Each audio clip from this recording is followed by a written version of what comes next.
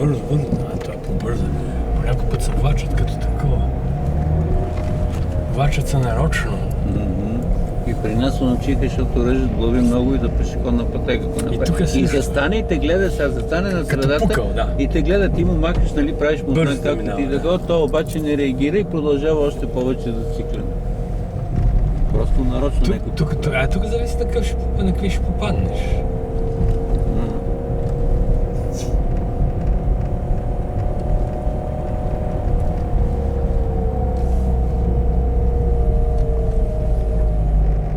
Всички тия неща са нови, последните 20 години се строи. Не тия къщи деца по тая улица. Там отзад.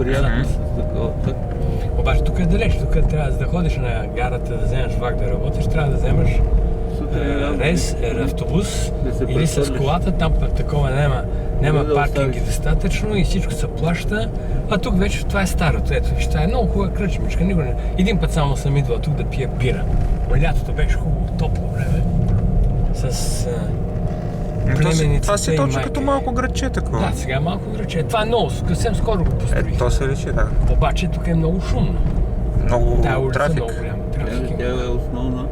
Тук е голям трафик. Те уж направиха се отклони движението.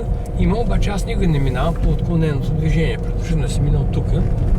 Защото по отклоненото пак също. Малко може да връщане оттам да минем, малко по-леви завои имаш да правиш такива неща, които са по-неприятни. Живописно кара се. А тия къщи ги построиха. Тенис клуб, ето виж кой е тенис клуб. Това е частно такова.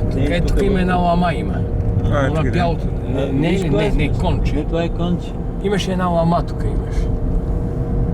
Това е 50 отляво, това са къщи така.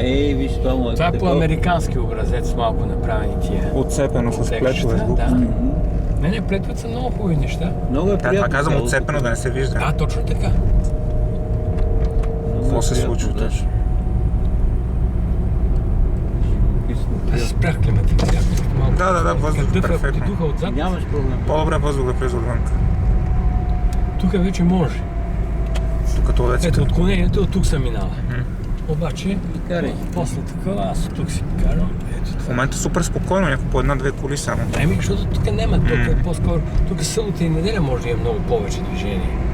Защото хората отидат по гората, работят да се едно и горичката с кефи. Так.